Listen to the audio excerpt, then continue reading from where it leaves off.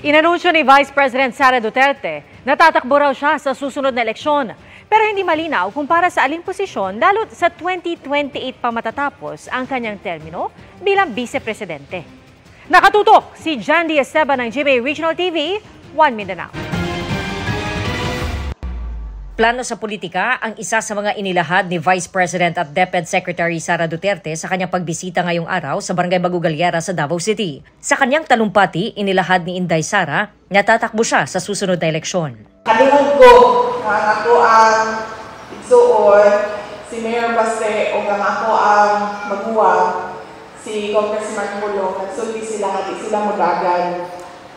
Basi, di sila magagal sa sunod na eleksyon. So mula na ako din sa inyo ha, kay ngampanya ko sa inyo ha, kay magagal ko sa sunod na eleksyon. Hindi binanggit ni Duterte kung para sa anong posisyon ang kanyang tatakbuhan.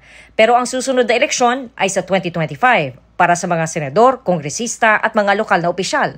Matatapos naman ang kanyang termino bilang bise sa 2028. Sinusubukan naming klaruhin sa tanggapan ng vice-presidente ang kanyang pahayag.